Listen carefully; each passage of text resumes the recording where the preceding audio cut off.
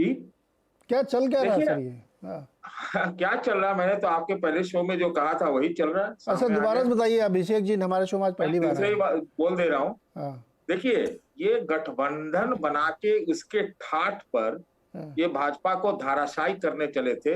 अब मुझे लगता है ये धाराशायी हो गए, नंबर एक।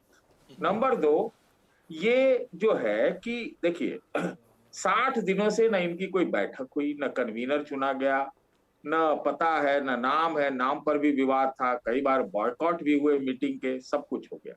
तो जो गठबंधन में की ठाठ थी वो गठबंधन की गांठ में ही थी, यही अब लगता है सामने आ गया है। नंबर दो। नंबर तीन, देखिए, कांग्रेस पार्टी वर्सेस ऑल और ऑल वर्सेस कांग्रेस, ऐसा मेरा मानना है कि देश में चल रहा है। क्या है कि ये सारी जो आंचलिक पारिवारिक पार्टियां हैं वो अपने सर्वाइवल की लड़ाई लड़ रही, और शायद नीतीश जी को अब लगता है कि अब वो रिवाइवल की भी लड़ाई लड़। और कांग्रेस जो एकदम घासी पे चली जा रही थी, वो किस लिए भारत जोड़ो यात्रा की थी?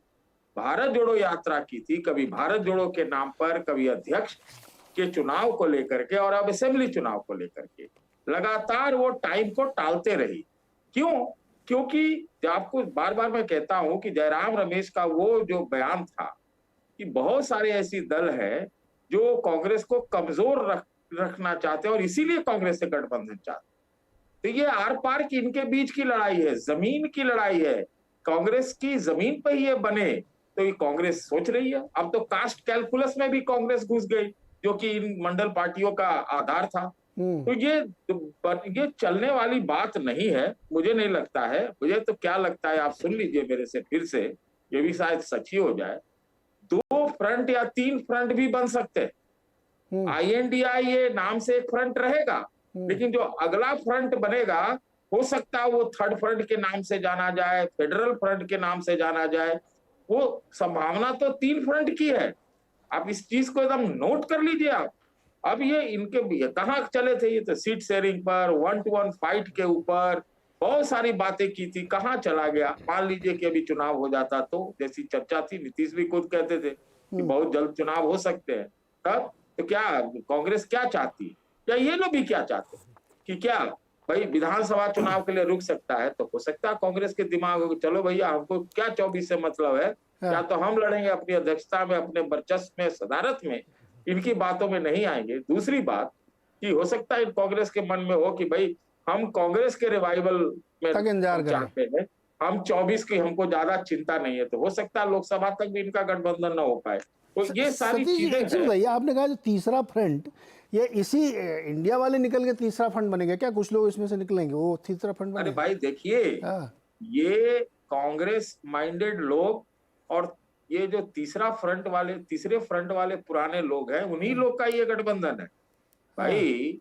अब ये समाजवादी पार्टी, ये नीतीश की पार्टी, हाँ। इवन RJD हो सकता है वो अभी कांग्रेस के साथ जाए, और कई और भी हैं जो बाहर हैं, जैसे कि KCR, ये सब तो नीतीश ने बुलाया था ना उनको पटना। हाँ। इस तरह के लोग हैं।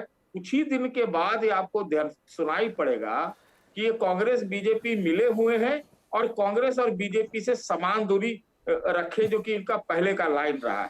थर्ड फ्रंट, 3 फ्रंट मैं इसलिए भी कहता हूं कि एक कांग्रेस लेड फ्रंट, एक ये जो सामाजिक पार्टियां हैं या फेडरल फ्रंट, या एक दो और लाइक माइंडेड पार्टियों की अलग फ्रंट। तो जी। ये इस तरफ ये चीजें जा रही हैं। तो आप लोग कहिएगा कि भाई नहीं गठबंधन तो रहेगा, तो मैं भी मानता हूँ INDI नाम से गठबंधन रहेगा, लेकिन इसके साथ रहने के नहीं, और भी रहेंगे, ये लगभग लगभग तय है। ये साथ रहने लगभग की जो कीमत है वो चुकाने के लिए हिम्मत चाहिए, वो दिख रही है। प्रेम कुमार जी, लड़ाई झगड़ा चल रहा है क्या? अच्छा, एक सवाल मैं पूछ लेता, कांग्रेस ये सोच रही है कि जरा ये विधानसभा वाले चुनाव निपट जाएं, इसमें मान लीजिए कुछ बहुत बड़े बहुमत से तीनों राज्य जीत ले, 4 राज्य जीत ले, 2-2 हो जाए, जो भी परिणाम है उससे थोड़ी ताकत बढ़ेगी, तो इसलिए उत्तर प्रदेश में भाटी जी की पार्टी को थोड़ा टाइट करने में आसानी रहेगी। मैं इससे पहले कि प्रेम जी कुछ बोले, मैं एक और चीज बोल दूं बोलिए कि सर। नीतीश जी की भाषण में आज एक हाँ। चीज बड़ा और बड़ी मतलब मार्के की थी। हाँ। उन्होंने इस ओर इशारा किया, हम वहां से आते हैं तो उनके लैंग्वेज को समझते हैं हाँ। कि एक तरह से उन्होंने इशारा किया कि कांग्रेस वालों को विधानसभा चुनावों में जमीन का पता लग जाएगा, इस तरह का इशारा था उनका, और वो इन लोगों को बुलाएंगे, ऐसा उनका कहना। जी बोलिए प्रेम जी। अब वाजपेयी जी, नीतीश कुमार जी ने जो कुछ बोला है, हाँ, और दूसरी पहले अखिलेश जी ने भी जो बोला था, बाद में फिर दूसरी बार भी कुछ बोला, ये सारी चीजें जो हैं, ये आप कहते हैं ना कि मैं एक उदाहरण देता हूँ, कुआं का उदाहरण देता हूँ। कुआं उसका क्या होता है, पोरस होना उसका गुण होता है। आप प्लास्टरीकरण कर दीजिए, वो सौंदर्यीकरण हो सकता है, या कुएं के पानी में बाहर से मिट्टी ना गिरे इसके लिए प्लास्टर हो सकता है। लेकिन अगर पूरा आप कहें कि इसमें छिद्र ही ना हो तो कुएं का गुण ही खत्म हो जाता है। मीठा पानी तो तभी निकलेगा ना जब पोरस वो रहेगा। तो ये गठबंधन भी जो है, पोरस इसका नेचर है। अगर नीतीश कुमार कुछ बोल रहे हैं, स्पष्ट संकेत है, मैं भी समझ रहा हूं, एक शिकायत भी है, एक ये कसक भी है, लेकिन ये कसक और शिकायत इस गठबंधन को मजबूत करने के लिए है। ये दूसरे घटक दल भी ये महसूस कर रहे हैं, और सही बात हमारे पैनलिस्ट कह रहे हैं कि 60 दिनों से बैठक नहीं हुई है। ये सब चिंता का विषय घटक दलों में है, होना चाहिए, लेकिन ये चिंता क्या गठबंधन को तोड़ने के लिए है या इसको मजबूत करने के लिए है?